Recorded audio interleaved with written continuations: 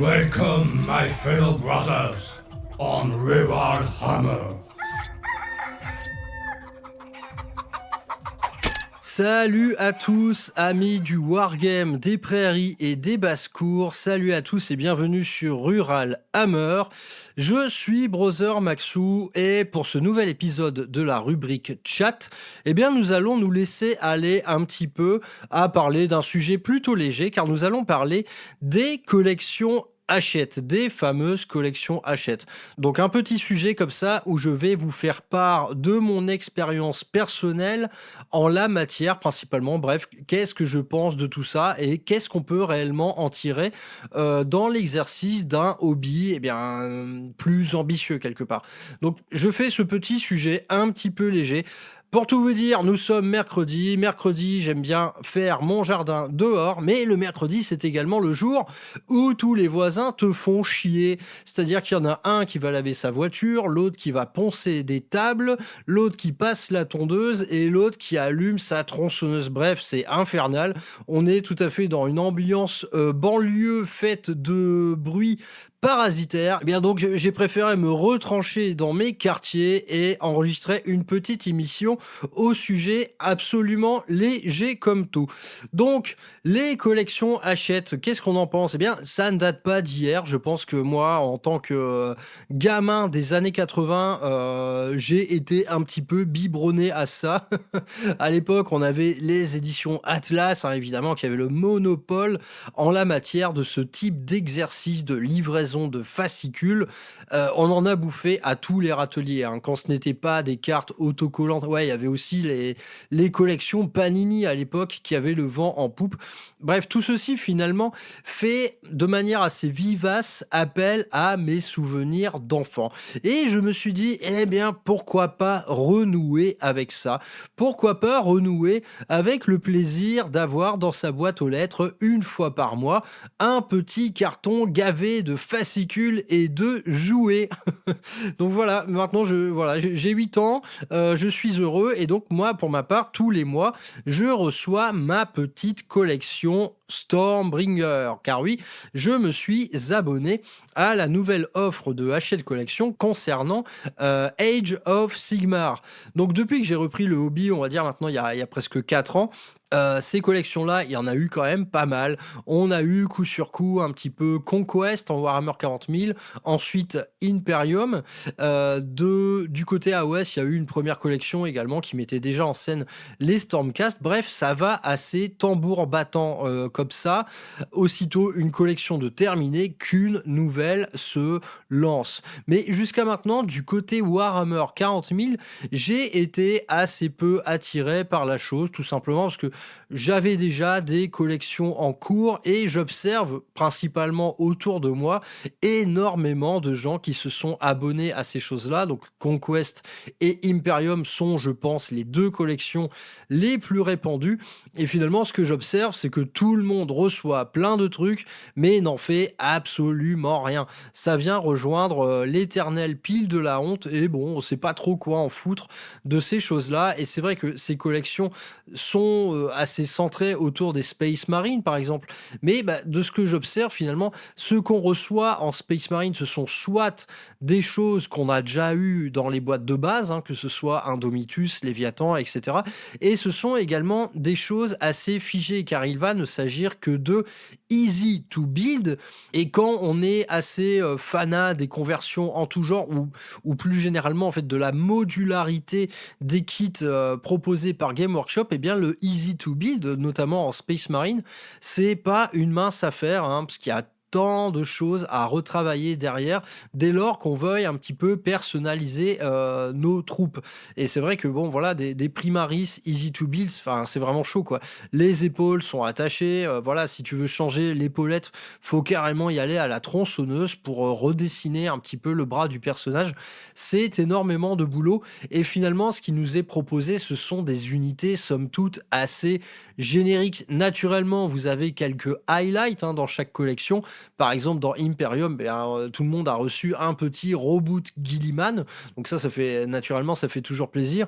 Mais à côté de ça, il y a également des choses que soit on possède déjà, soit on n'a pas vocation à en jouer 30 non plus.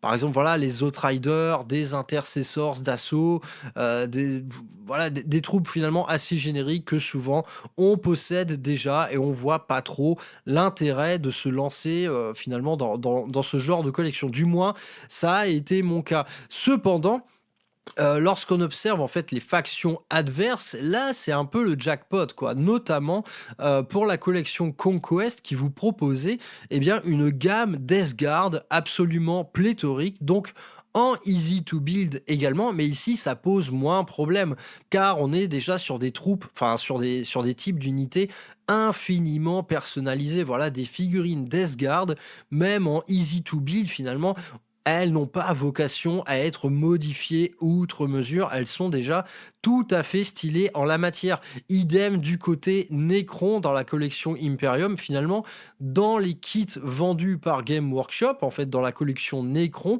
il y a déjà énormément de choses proposées en easy to build. Donc que ce soit Imperium ou les kits officiels, finalement, la chose revient au même. Donc franchement, go pour ceux qui ont des armées Necron à base d'Imperium, hein. Une armée Necron, c'était pas bien compliqué. Il suffisait de se payer la boîte de base Indomitus, de continuer avec la collection Imperium, et à mon avis, au bout du compte, vous aviez 3000 points d'une armée Necron tout à fait stylée, avec toutes les figurines dont on puisse rêver. Donc vraiment, très très bien.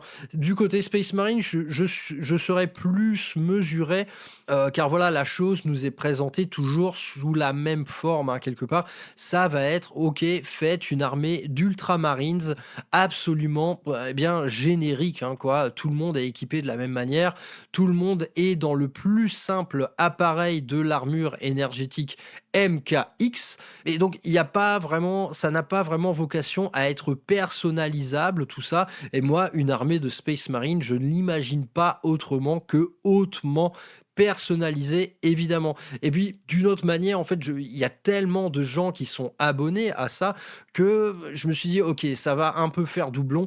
Déjà on a des armées d'ultramarines qui pullulent, hein, un petit peu partout. Je me suis dit on va pas en rajouter une couche, même si ça me ferait du stock de figurines pléthoriques pour kit bash, etc. Ça ne m'attire pas plus que ça. Cependant, à l'annonce de la nouvelle collection liée cette fois à AOS, Stormbringer, là, quand j'ai vu le panorama finalement des figurines qui allaient s'offrir à moi, j'ai dit ok, je fonce. Pourquoi? Tout simplement parce que cette collection offre beaucoup. Elle n'offre pas seulement une faction face à une autre, elle offre plein de petites factions. Déjà dans Imperium, vous aviez déjà quelques sœurs de bataille, quelques disciples de l'Adeptus Mechanicus, bref, de quoi varier un petit peu les plaisirs en termes de modélisme et de peinture. Cette fois dans Stormbringer, c'est assez pléthorique car naturellement on y retrouve les inévitables Stormcast confrontés aux Zoruks, donc les nouveaux Zorks. Je me gourre peut-être sur le nom. Ouais, j'ai du mal un peu à m'y retrouver, hein, dans les factions AOS avec les noms en anglais. Ce n'est évident pour personne ces histoires-là. Moi, je suis encore bloqué au niveau de Warhammer Battle, hein. Il y a les orques, les elfes, les nains et pas grand-chose d'autre. Mais donc, dans cette collection Stormbringer, vous avez des Stormcast, vous avez des Zoruk, donc de plusieurs clans différents. Donc il y a les derniers Zoruk nés avec la V3 d'AOS, donc qui sont ces espèces d'orques des marécages, hein, à l'ambiance finalement très médiévale. On y retrouve un peu la même signature stylistique que les orques qu'on avait dans le Seigneur des Anneaux par exemple. C'est vraiment des Zoruk, mais sous différentes formes. Donc il y a les Zoruk Warclan, les orques sauvages, les orques des marais, etc. Du côté du bien, on y retrouvait également des Sylvanettes et les nains un peu steampunk, les Caradrons Overlords. Donc je me suis dit putain, moi qui jusqu'à maintenant ne sais peindre que des armures, parce que c'est vrai que depuis ma reprise du hobby, je n'ai peint que ça. Je Je n'ai peint que des Space Marines, des Custodes, quelques Eldar, etc.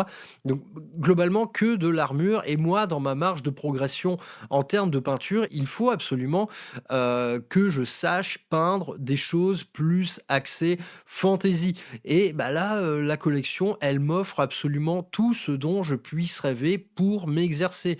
On a des elfes, des orques, des nains, des espèces d'humains magiques en armure, des dragons, des monstres, des hommes arbres. Bref, il y a absolument tout ce qu'il faut.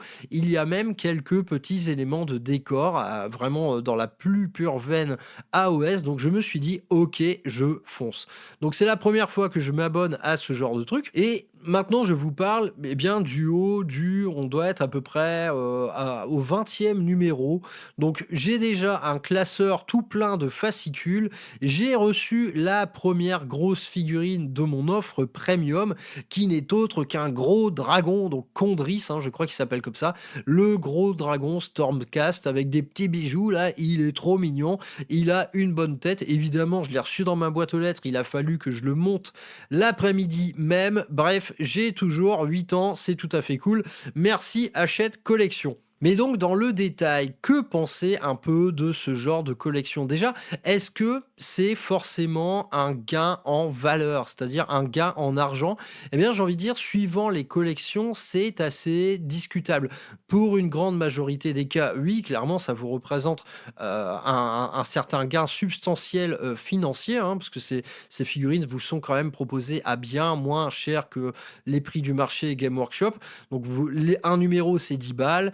Il y a un numéro, vous allez recevoir une grappe de figurines. L'autre numéro, pour équilibrer un peu, ils vont vous offrir juste 2 pauvres pots de peinture. Bref, on trouve un équilibre comme ça.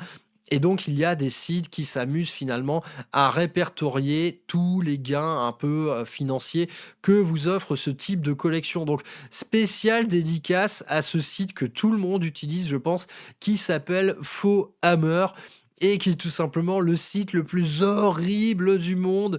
C'est traduit avec le cul, c'est complètement pété de publicité. Bref, ce mec, il surfe véritablement sur une vague, mais oh là là, ce site est infernal, hein. Franchement, j'y suis allé une fois, j'ai dit ok, plus jamais. Voilà, ça a été la même conclusion que quand j'ai foutu un pied dans un magasin Ikea. Ok, plus jamais, là, je vis la chose comme une agression. Bref, Faux Hammer, néanmoins, si vous voulez voir en détail ce qu'offre une collection Hachette dans son intégralité, donc c'est-à-dire le cumul des gains financiers, etc., la liste de tous les cadeaux, de toutes les offres premium, bref, sur Faux Hammer, allez-y une fois pour voir ça et n'y remettez plus jamais les pieds. Ce site est une aberration. Mais donc, j'ai fini par jouer le jeu et donc chaque mois, je recevais mes petits fascicules, mes grappes de figurines. Donc, inévitablement, pour l'instant, ça rejoint une certaine pile de la honte, car je n'ai pas encore le temps de m'y consacrer, mais je commence à préparer le terrain, je commence à faire un petit plan d'attaque sur ce que je vais peindre ou pas. Il y a des grappes de figurines, évidemment, qui me resteront sur les bras, et j'en ferai profiter naturellement d'autres gens. Mais bref, au bout de ces quelques mois, là, à peu près un semestre, j'ai quand même eu le temps d'éplucher tout ce que cette collection avait à m'offrir. Donc que ce soit sur le papier, que ce soit sur les grappes ou que ce soit tous ces petits cadeaux qui vous sont un peu disséminés avec les livraisons. Donc du côté des fascicules, comment ça marche? Eh bien, chaque mois, vous allez recevoir quelques fascicules à ranger dans un gros classeur. Eh bien, j'ai été assez surpris par la qualité de ces derniers. On est sur un format assez proche du magazine, c'est-à-dire avec beaucoup de visuels, relativement peu de texte. Mais donc, dans sa partie, par exemple, lecture, donc lecture qui va englober principalement le côté lore, la description des différentes factions disponibles, je me suis amusé à faire un petit peu le parallèle entre ces fascicules et ce que nous proposait le livre de base AOS dans sa V3. J'ai été assez surpris quand même de voir que la chose était rudement bien fichue. Déjà, en fait, ces fascicules, ils vous offrent une chronologie, c'est-à-dire que vous allez lire les articles dans un certain ordre. Et on est vraiment sur, et ça je pense que ça va être l'idée dominante de cette émission, on est sur la meilleure porte d'entrée souhaiterais qu'il soit dans un univers. Donc là, en l'occurrence, celui d'AOS. Et donc, j'ai fait l'exercice de lire un peu les fascicules au fur et à mesure des livraisons. Et moi qui suis encore assez peu familier d'AOS, c'est-à-dire j'ai juste lu le livre de base, quelques livres de lore comme les Broken Realms, et j'ai fait 2, 3 parties d'initiation, car j'ai une armée d'AOS dans les starting blocks également. Encore un projet, hein, encore un, il y en a des projets, on en a tellement. Mais bref, moi, AOS, en tout cas, j'aime beaucoup. Et voilà, du coup, j'ai suivi un peu les fascicules dans l'ordre. Eh bien, ça m'a beaucoup apporté en termes de connaissances. Et outre la partie en fait texte qui se contente quelque part de de faire les choses dans les grandes lignes, hein, c'est que vous aurez les descriptifs de chaque faction, la description naturellement du monde d'AOS, hein, donc les sphères de royaumes, etc. Les différentes portes des royaumes, parce qu'AOS, le lore d'AOS tourne beaucoup autour de ça, hein, la vie dans les royaumes mortels tourne beaucoup autour de ces fameuses portes. Mais la chose est très très bien fichue, et la surprise, ça a été également du côté visuel, c'est-à-dire on a des dessins de toute beauté, et qui sont parfois assez inédits par rapport à ce qui vous est proposé, par exemple dans les Battle Tomes ou dans le livre de règles. Je n'ai pas Parfois, je n'ai pas trouvé de doublon, si vous voulez. Il y a des choses qui me paraissent assez inédites dans ces fascicules, tout comme quelques petites nouvelles qui vous sont proposées. Donc, dans la rubrique Histoire, vous avez régulièrement des petites nouvelles qui mettent en scène des héros, hein, des royaumes mortels, des Stormcast, etc.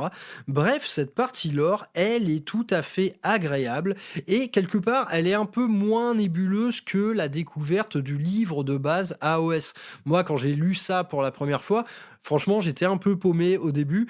Là, les fascicules, quelque part, ils m'ont permis de remettre un peu d'ordre dans tout ça. Donc, découverte tout à fait agréable. C'est tout à fait agréable à parcourir.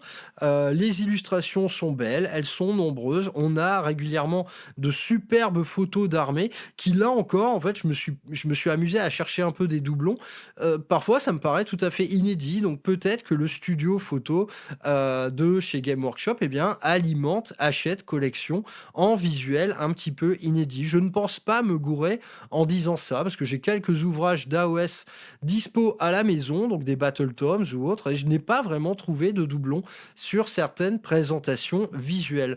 Donc vraiment assez cool, quoi. Ensuite, vous avez une autre rubrique qui s'appelle la rubrique collection, où là, tout simplement, vont vous être présentées les figurines que vous avez avec votre fascicule du moment.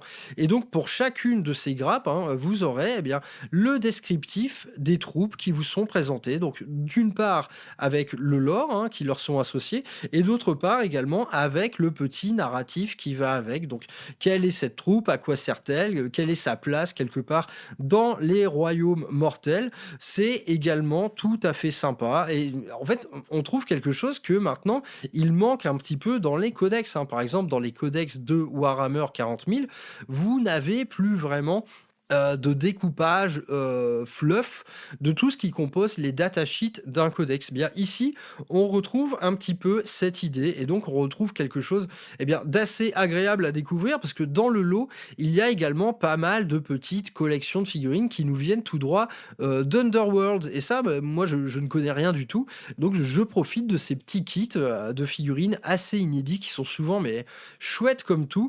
Donc voilà, je découvre encore de nouvelles datasheets, de nouveaux types d'unités, etc. C'est tout à fait sympa à découvrir. Ensuite, il y a évidemment une énorme rubrique qui va concerner l'assemblage des figurines. Donc là, c'est vraiment pas compliqué, c'est que avec chaque livraison de figurines, va vous être proposé un guide d'assemblage, donc assez équivalent à ce qu'on trouve dans les kits de chez Game Workshop, mais avec quelques petites annotations qui vont prendre le débutant par la main. Et donc ici, je peux m'arrêter sur quelque part, moi, sur ce que je considère comme étant un problème dans ces collections Hachette, c'est que les choses sont designées de manière à ce que vous puissiez les assembler sans l'usage de colle plastique. Et ça, au début, on se dit « Ah cool, putain, je vais juste avoir à clipser les machins. » Moi, quand j'ai assemblé mes premiers Stormcast, je me suis dit « Attends, merde, c'est chaud, en fait. » Je galère là, c'est chaud, j'ai du mal à ajuster mes pièces et tout et bah, en vérité, c'est bel et bien le cas. L'assemblage, je le trouve assez difficile. Alors malgré le fait que ce soit du easy to build, malgré le fait que nous puissions nous passer, de l'usage de colle plastique, je trouve les pièces, eh bien, vraiment ardues, quoi. Vraiment ardues, ça a du mal à se clipser, il faut y aller vraiment comme une brutasse parfois pour vraiment entendre le petit clic du bouton plastique parce que dans ces assemblages, vous allez trouver assez souvent un système de clips, donc c'est-à-dire des genres de boutons en plastique qui vont s'insérer les uns dans les autres, mais à vrai dire, l'ajustement se fait vraiment au micron près et bah, moi, en étant tellement habitué à l'assemblage traditionnel à la colle, eh bien, j'ai eu un peu de mal. Donc là, je me suis dit: «Merde, en fait, c'est bien mignon de prendre les débutants par la main, à expliquer comme ça, dans des guides d'assemblage un peu, on va dire enrichis de petites annotations, mais dans les faits, eh bien, je trouve l'assemblage plus compliqué que la normale. Donc, est-ce une erreur? Je ne sais pas trop. Peut-être que les débutants, certes, en fait, eux qui n'ont pas l'habitude de la colle plastique, etc., peut-être s'y retrouvent-ils davantage que moi, mais en tant un peu que vétéran des figurines plastiques, pour moi, ça n'a pas été évident. Je commence à prendre le coup de main, hein, je commence à voir comment ça fonctionne, mais en fait, généralement, je finis par y aller comme une grosse brute hein, sur l'assemblage des différents types d'unités. Donc là, vous avez en fait 2 familles, de figurines dans cette collection-là. Il y en a qui, je pense, sont faites un peu sur mesure pour acheter de collection, c'est-à-dire on va retrouver le même type de easy to build qu'on avait dans les boîtes de base, par exemple, donc avec des systèmes de clips en plastique et d'autres, kits, par exemple, là, j'ai sous les yeux le Char Foudroyeur Stormcast. Ces kits, par contre, bien, demandent l'usage de colle et ne feront pas appel à un système de clipsage. Donc on a un peu des 2 familles, en fait, dans cette collection mais j'avoue que moi, celle qui consiste à être utilisée sans colle, eh bien, elle m'a plus posé problème qu'autre chose. Mais néanmoins, ici, sur ces petits guides d'assemblage, on note quand même un certain effort de rédaction. Oui, autre détail, c'est que je relève extrêmement peu de fautes d'orthographe dans tout ça, et alors que dans les publications Game Workshop, hein, y compris les codex, voilà, vous prenez un codex Space Marine, qui est sans doute le numéro un des ventes en codex, il est pété de fautes d'orthographe. Eh bien, chez Hachette Collection, et il faut croire qu'ils ont quand même des bonnes séances de relecture, car ici, je ne trouve que très très peu de fautes. Venons-en ensuite, pour moi, à ce qui fait vraiment parmi les plus grandes qualités de ce type de contenu. Il s'agit des guides peinture. Des guides peinture qui se sont fait la malle des codex il y a bien longtemps. C'est simple, nous n'en trouvons plus, sauf dans AOS. Dans AOS, ils continuent à en offrir et c'est vraiment très bien joué de leur part. On aimerait vraiment voir la même chose dans les codex de Warhammer 40 000. C'est assez incompréhensible que cette chose-là ne nous soit plus offerte. Eh bien, les guides de peinture qui vont vous accompagner durant la livraison de ces collections Hachette, ils sont extrêmement bien foutus. Et là, honnêtement, j'ai vraiment fait l'effort de tout lire.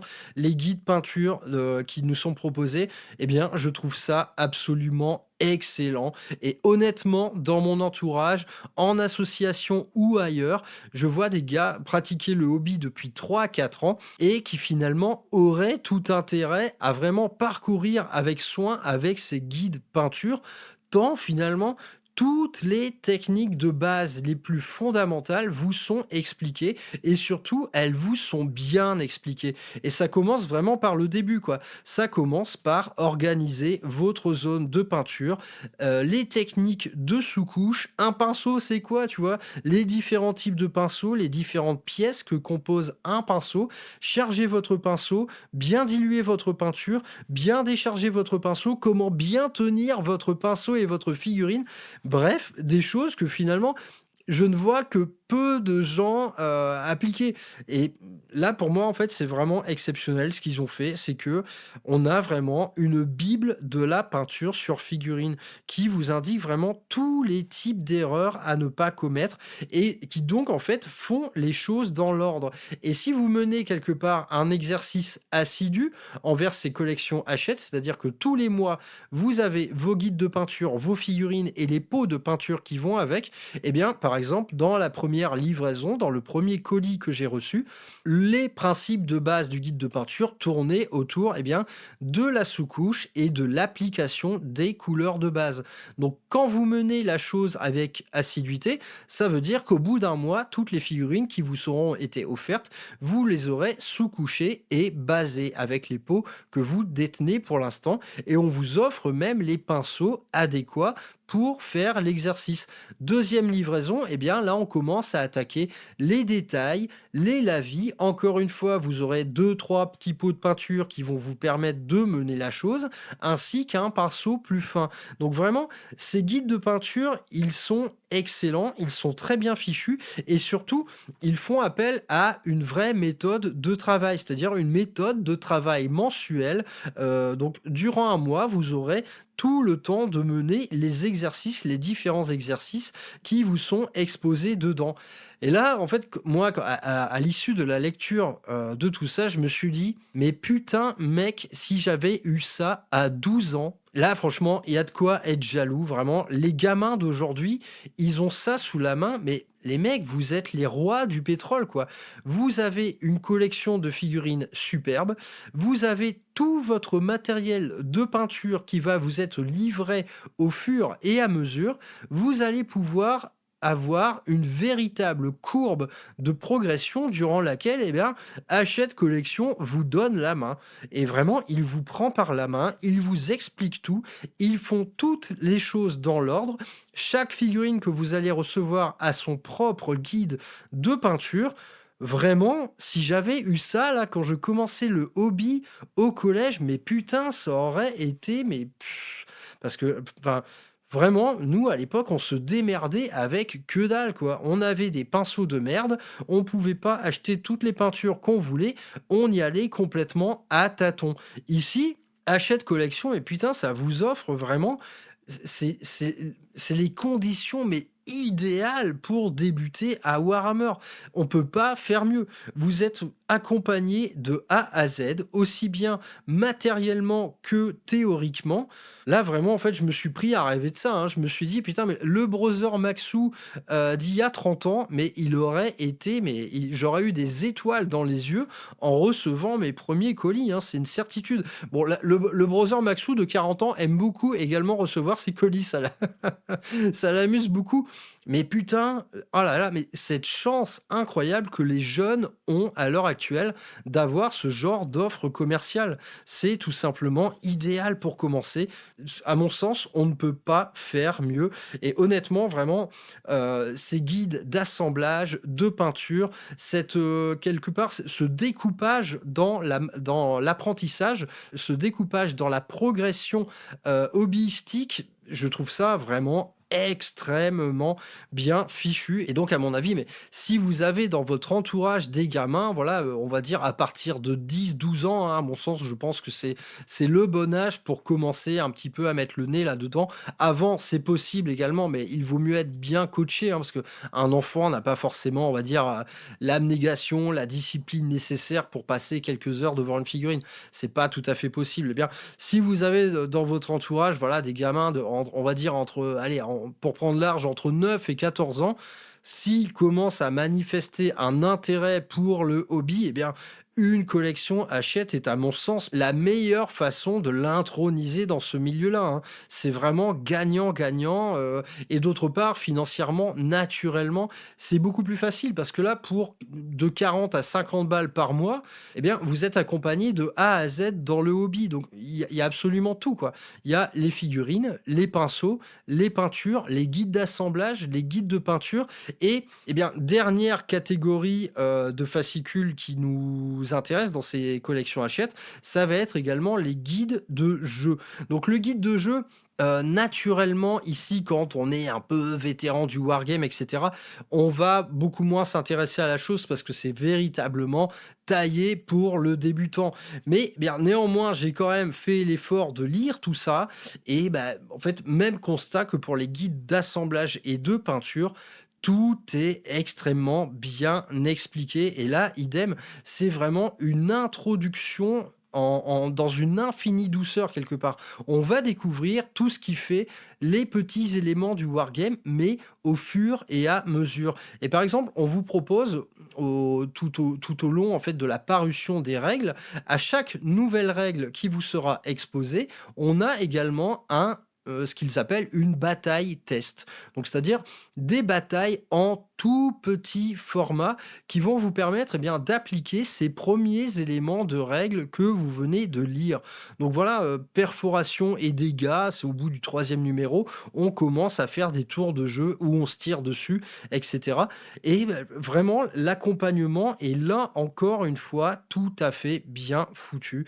Donc là, naturellement, ça s'adresse vraiment aux débutants, mais l'offre en fait est assez pléthorique encore une fois. Des parties tests, il y en a à chaque numéro. C'est simple, dès qu'un nouvel élément de règle vous est présenté, vous pouvez tout de suite le mettre en application.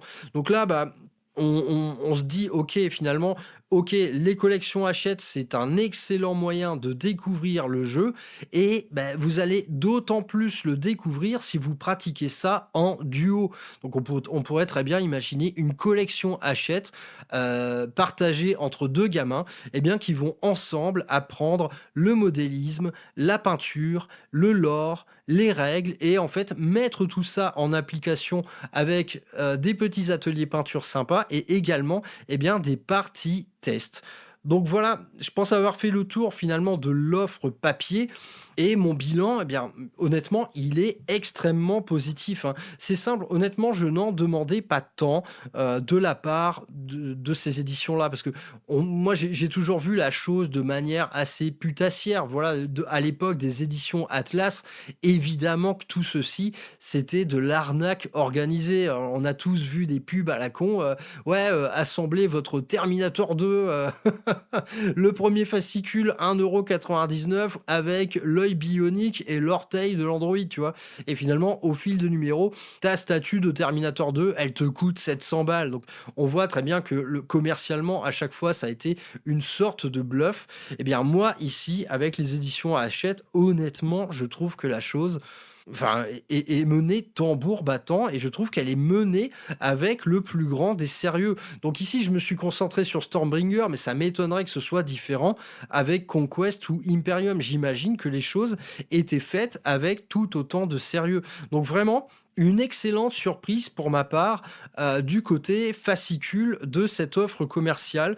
Vraiment, je ne m'attendais pas à autant de qualité, quoi. Quelque part, autant dans l'habillage visuel des fascicules qui vous sont proposés, on croirait feuilleter un superbe numéro de White Dwarf, quoi. Il n'y a vraiment pas de problème. Mais surtout, dans la pédagogie qui est vraiment au centre des petits guides de modélisme, de peinture et de jeux qui vous sont proposés. Je trouve qu'il y a un vrai effort de pédagogie qui a été réalisé par les rédacteurs de cette collection-là. Donc vraiment, mention très bien, je trouve, pour l'offre papier de ces fascicules-là. Naturellement, en tant que vétéran, tout ne m'intéresse pas. Mais honnêtement, j'ai découvert quand même la chose avec plaisir. Et par exemple, le guide peinture, je l'ai lu en intégralité parce que je trouve que la chose est réellement très bien foutue. Donc honnêtement, si vous êtes peintre, wargame, que vous galérez un peu, ça fait pas longtemps que vous n'exercez, reprenez du début, lisez le petit guide peinture que vous avez avec votre petite collection Imperium ou autre. À mon avis, ça vous fera le plus grand bien. Donc voilà, l'offre papier, vraiment très bien, très bien, très bien. Et du côté, maintenant on va parler un peu de figurines. Du côté de l'offre figurine, je trouve les choses tout aussi béton. Donc on a vraiment pêle-mêle donc des figues easy to build qui viennent des différentes boîtes de base qui vont vous permettre de vite monter des unités entières, mais du côté des kits, on va dire un peu premium, on est également très bien servi, que ce soit en termes de QG, que ce soit en termes de machines de guerre, par exemple des grosses arbalétriers au rook, là, ça fait vraiment plaisir d'avoir ces figurines-là. Je trouve que l'offre en figurines, elle est exceptionnelle, quoi, quelque part. Et Autre petit bonus, eh bien, c'est les peintures. Donc ces peintures, elles vous sont offertes au rythme des parutions naturellement pour effectuer le suivi des figurines qui vous sont proposées. Donc naturellement, tout vous sera proposé au schéma de couleur officiel Game Workshop. Mais donc pour un vieux briscard comme moi qui est déjà fumé à peu près 2 SMIC de peinture, qu'est-ce que ça nous donne ça? Eh bien, ça me donne un gros stock de peintures neuves et des peintures neuves, veut dire absolument fondamentales, hein, que ce soit le Cantor Blue, le Mephiston Red, le Abaddon Black, ce sont des pots que j'ai déjà pu acheter 3 à 4 fois. Eh bien, là, cette collection-là me permet de me refaire une santé sur le stock et ça fait tout à fait plaisir. Et en dehors des peintures, eh bien, vous aurez également les pinceaux. Donc, ces pinceaux, idem, ils suivent la courbe de progression qui vous est proposée dans les guides de peinture. Donc, vous allez commencer avec des pinceaux base taille M par exemple. Dès lors que la partie magazine va s'attarder sur les détails, on va commencer à vous donner des pinceaux de plus petite taille. Donc là, ici, il faut pas rêver, on est sur une offre en pinceaux synthétiques Citadel. Mais honnêtement, ils sont quand même de bonne qualité, ces pinceaux. Donc là, idem, hein, c'est quand même des pinceaux qui, à l'unité, doivent tourner entre 4 et 6 euros. Et bien ici, vous avez tout gratuit, hein. Donc là, j'en ai déjà reçu 6, quoi. En quelques mois d'abonnement, j'ai déjà reçu 6 pinceaux. Donc pour le brossage à sec, pour les détails, pour les couches de base, pour les shades, vraiment, ça fait plaisir d'avoir ces petits pinceaux-là.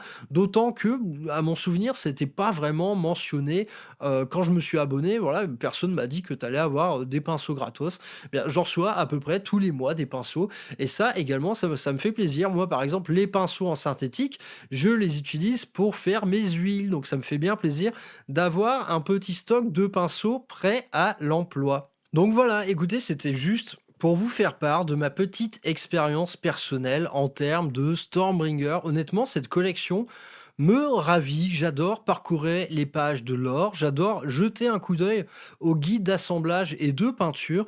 Moi, vraiment, c'est du plaisir, hein, quelque part. C'est vraiment du plaisir. Et donc, j'ai 8 ans. Voilà, retour à mes 8 ans grâce à ce petit système de fascicules. Ça, voilà, quand j'étais petit, j'en ai eu plein. J'ai eu, par exemple, la collection des minéraux. Je faisais une collection de minéraux. Avec mon pote Hub, on se mettait en mode Indiana Jones pour aller chercher des fossiles, etc. On avait reçu nos minéraux des éditions Atlas avec les outils qui nous permettaient eh bien, de couper des galets en deux pour voir s'il n'y avait pas des cristaux à l'intérieur. Bref, honnêtement, ça fait assez plaisir de renouer avec cette petite satisfaction mensuelle de recevoir nos petits jouets dans la boîte aux lettres. Et d'autre part, je trouve que les choses sont menées avec beaucoup de sérieux et beaucoup d'intelligence dans la pédagogie liée eh bien, au modélisme et à la peinture. Donc vraiment, on ne peut que s'imaginer, nous, enfants, ayant reçu ça, mais putain, la vie aurait été tellement meilleure plutôt que de se galérer, plutôt que de courir après les White Dwarfs qui étaient notre seule source d'information à l'époque. Mais mon Dieu, quel bonheur ça aurait été de profiter des collections Hachette en étant enfant. Eh bien, moi, je ne peux que vous conseiller, si vous avez, si vous connaissez des gosses, donc les vôtres ou les autres, hein, si vous voulez faire plaisir à un petit gars ou une petite meuf qui manifeste de l'intérêt dans ce que vous faites, eh bien, mettez la main au porte-monnaie et offrez-lui ça, hein, donc sur une durée d'1 an et demi à peu près. Mais quel plus beau cadeau, quel plus beau cadeau que de lui offrir ça. Et naturellement, si l'exercice est mené avec une certaine discipline, hein, une discipline d'enfant, si tant est que ça existe encore, mais je suis sûr que oui, c'est quel plaisir de voir mener ça vraiment tambour battant, hein, avec les guides de peinture qui sont faits au fur et à mesure, des figurines qui vont prendre vie au fil des semaines. Donc vraiment, non, achète collection, franchement, pour commencer, pour introduire un gamin ou un ado au monde du hobby, n'allez pas en magasin officiel. Ici, vous avez vraiment la meilleure offre qui soit, car elle inclut absolument tout, quoi. À la fois le lore, le modélisme, la peinture, l'exercice, le jeu. Vraiment, on ne peut pas faire mieux pour introduire quelqu'un à cet univers-là. Je trouve que c'est absolument idéal en la matière. À noter également, je n'en ai pas parlé, mais que pendant un temps, je me souviens notamment lors de la collection Conquest, eh bien les gammes de figurines qui vous étaient offertes n'étaient pas faites vraiment du même bois que le plastique officiel Citadel. C'est-à-dire qu'à l'époque, par exemple, les plastiques étaient bleus du côté Space Marine et marron du côté Death Guard, si mes souvenirs sont bons. Eh bien, pour en avoir eu entre les mains, ces grappes en plastique n'étaient pas de la même qualité que ce que vous trouviez eh bien, en boutique officielle. Désormais, écoutez, depuis Imperium, ça semble être exactement le même type de plastique. À l'époque, ce plastique un peu alternatif se révélait être un peu plus léger, un peu plus cassant. Eh bien, moi, ici, je me suis amusé à faire le comparatif. Eh bien, je ne pense pas me gourer en disant que là, le plastique, il est exactement pareil que dans tout ce qui est Game Workshop officiel. Donc, tout aussi facile à travailler, à assembler, ça dépend, hein. Comme je l'ai dit, moi, les trucs qui s'assemblent sans colle, je suis pas très pote avec ça. Mais globalement, vous avez un plastique désormais d'une qualité supérieure. Donc, encore plus, ça vaut encore plus le coup. Et donc, libre à vous également de choisir pour ces collections l'offre premium. Donc l'offre, moi je l'ai pris parce que je suis un gros pigeon. Je me suis dit bon allez, je m'abonne à ce truc-là, autant faire le truc en vrai. Eh bien voilà, hein, quand au terme de 4 mois de collection, vous recevez un gros dragon, eh bien ce gros dragon pour 2 euros de plus par numéro, eh bien je suis tout à fait ravi de l'avoir. Je vais essayer de le peindre du mieux que je peux. Bref, ça fait tout à fait plaisir. Bref, je pense avoir fait le tour. Bon, désolé pour cette émission très très légère, hein. À vrai dire, je l'ai faite parce que j'en avais marre de la tronçonneuse des voisins. Je me suis dit de quoi je vais parler aujourd'hui. Bah tiens, on va parler un peu de Hachette Collection. Mais quelque part, en parler, ça me permet tout simplement de les féliciter, hein. Franchement, ces éditions Hachette, bah moi je leur dis un grand bravo pour ce travail. Naturellement, ça se fait quand même dans un but très lucratif parce que quand on fait, je pense, l'addition totale de l'offre commerciale qui est celle-ci, on doit tourner, je pense, pour une collection entière à peu près autour de 700-800 balles. Donc ça a quand même un coût, mais du coup, à voir ce que vous allez en faire, quoi. Soit vous partagez avec un pote, et là, j'ai envie de dire, c'est tout bénef, soit vous vous en servez, comme je compte le faire, de support pédagogique, eh bien, pour apprendre à peindre de la figurine fantasy. Et moi, ici, ce qui m'a intéressé, c'est la variété des figurines qui me sont offertes. Je vais pouvoir un peu toucher à tout. Mais bref, c'est quand même 700-800 balles l'addition au total répartie sur 1 an et demi. Donc naturellement, ça passe beaucoup mieux. Mais bon, si vous n'avez pas autre chose à leur offrir que de dormir dans une armoire à ces figurines, eh bien, pesez le pour et le contre, hein. Vraiment, il ne faut pas foncer tête baissée dans ce genre de truc, comme j'ai vu beaucoup le faire, clairement, pour que finalement tout ça, eh bien, dorme dans des armoires. Ça ne prend aucune valeur, hein. Je vous renvoie à l'émission sur le prix et la valeur des choses. Eh bien, une collection Hachette qui ne sert à rien, vraiment, autant s'économiser 7 à 800 balles, hein. C'est acheter des figurines pour acheter des figurines, on s'en fout.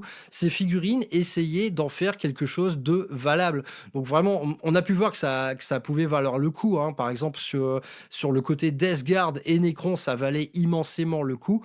Moi, sur Stormbringer, eh bien, je vais essayer de créer de la valeur à partir de tout ça, tout simplement parce que je vais apprendre à peindre eh bien, des orques, des nains.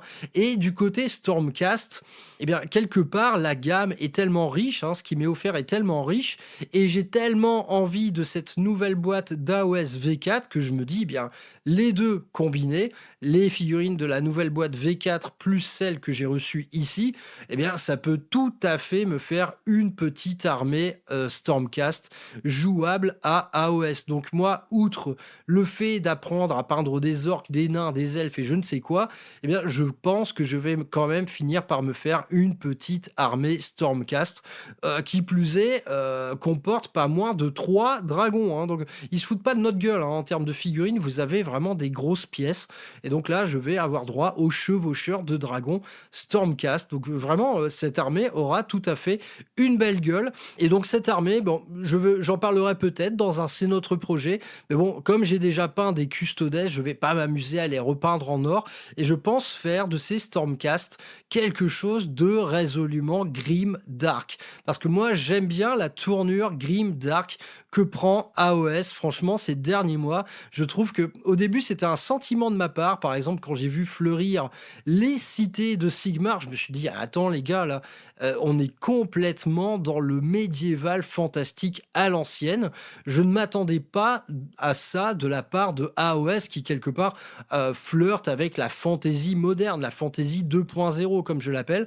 Eh bien, moi, je trouve que là, AOS fait une espèce de retour aux sources du médiéval fantastique et toutes les dernières gammes de figurines qui sont sorties semblent confirmer cette tournure des choses. Les Oruk dont j'ai parlé précédemment, ils sont vraiment dans cet ADN Seigneur des Anneaux, hein. Ils tranchent radicalement avec ce qu'avaient été par exemple les orques sauvages dans AOS ou dans Warhammer Battle.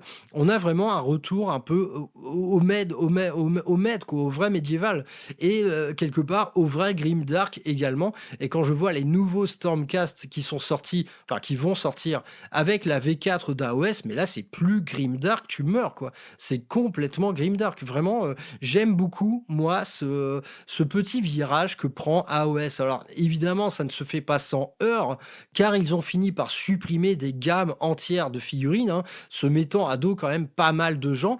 Mais moi je pense que c'est pour la bonne cause. Je pense qu'à long terme, AOS va devenir un univers un peu plus sombre, un peu plus adulte. Et je pense que tous ceux qui avaient été horrifiés justement par cet aspect un peu fantasy 2.0 feraient peut-être mieux de se préparer à y retourner, hein, parce que moi je trouve que ça devient de plus en plus séduisant. Mais je pense qu'on aura l'occasion de parler d'AOS plus tard. La V4 arrive bientôt et je pense vraiment en parler très sérieusement de ce nouvel AOS qui, moi, me sauce particulièrement.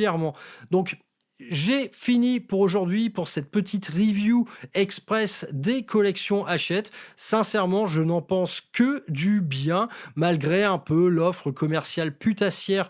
Voilà, ça prend toujours forme sous une offre commerciale putassière, hein. C'est-à-dire, ouais, le numéro 1 à 2 euros, ensuite 4 euros, ensuite on te la fait un peu à l'envers parce que tu payes 12 euros le numéro et tu as 2 pots de peinture et blablabla. Bref, c'est une offre commerciale qui naturellement connaît des écueils, hein, on va pas se mentir. Mais franchement, je n'ai que des félicitations à adresser à Hachette néanmoins pour la qualité de ces contenus et le sérieux avec lequel ils sont menés. Donc bravo à eux. Et comme je l'ai dit précédemment, quelle meilleure porte d'entrée possible. Ce n'est pas possible de faire mieux que ça. Si vous voulez introniser un débutant à Warhammer et que vous allez dans un magasin, eh bien, vous n'en sortirez pas pour moins de 300 balles. Entre une boîte de patrouille, quelques peintures, des pinceaux, la palette humide et blablabla, les bouquins, vous allez en avoir pour une couille. Tandis que là, eh bien, pour 40 à 50 euros par mois, vous pourrez introduire quelqu'un tout à fait en douceur dans cet univers avec un éditeur qui le prend par la main, qui va le conseiller de A à Z sous tous les aspects du hobby. Donc vraiment, let's go quoi. Vraiment, il n'y a pas de meilleur moyen que de rentrer dans cet univers-là. Et moi, je suis assez jaloux. J'aimerais beaucoup avoir 12 ans aujourd'hui, ne serait-ce que pour découvrir ça. Bon, par contre, je serai sans doute au chômage plus tard, mais bref, le monde est compliqué actuellement, mais néanmoins, il reste des belles choses à offrir à nos petits bambins pour qu'ils s'aèrent un petit peu la tête. Je trouve que l'enfance meurt de plus en plus rapidement dans ce monde nouveau où un enfant va grandir dans un univers de plus en plus anxiogène, on va pas se mentir. D'un côté, le chômage, le réchauffement climatique, et blablabla. On va leur prendre la tête de plus en plus tôt à ces bambins. Eh bien, néanmoins, il existe encore des petites oasis de bonheur et une collection Hachette une fois par mois dans la boîte aux lettres. Votre petit gars, eh bien, il va pouvoir s'aérer un peu l'esprit. Et eh bien, grand bien lui fasse. Et qu'il en profite. Putain que profitez-en, les gosses, là, de profiter de ça. C'est vraiment excellent. C'est taillé pour vous. C'est taillé pour vous. Bref. Édition Hachette, je dis bravo, notamment pour cette offre-là de Stormbringer. Les autres m'attiraient beaucoup, beaucoup moins. Et je pense que la prochaine à venir, concernant Warhammer 40 000, c'est le système de Patrol. Alors là, moi, c'est une incompréhension de ma part parce que quel intérêt y a-t-il à collectionner les Patrol Box? Enfin, on s'en fout. Généralement, tu fais une armée, 2, voire 3. Mais ici, qu'est-ce que t'en as à foutre d'avoir. Enfin, moi, si je reçois une patrouille tyrannide, bah ouais, ok, en fait, je vais la vendre, quoi. Donc là, une certaine incompréhension de ma part par rapport à cette nouvelle collection Warhammer 40 000 qui va vous offrir des patrouilles en série. Je ne vois absolument pas l'intérêt. Mais bon, à mon avis, les gens vont quand même s'abonner massivement parce que c'est de la figurine et on aime ça, acheter de la figurine, on aime les mettre dans des armoires après. On les achète quand même, on les achète pour ça. Le monde tourne ainsi. Bref, je vous fais des gros bisous pour aujourd'hui. Les collections achètent, pensez-en ce que vous voulez. Moi, je suis assez conquis par Stormbringer néanmoins. Et bref, si vous êtes chaud pour apprendre comme moi à peindre des figurines fantasy, pourquoi pas foncer là-dedans. Il est encore temps de vous abonner. Sincèrement, ça ne se regrette pas vraiment.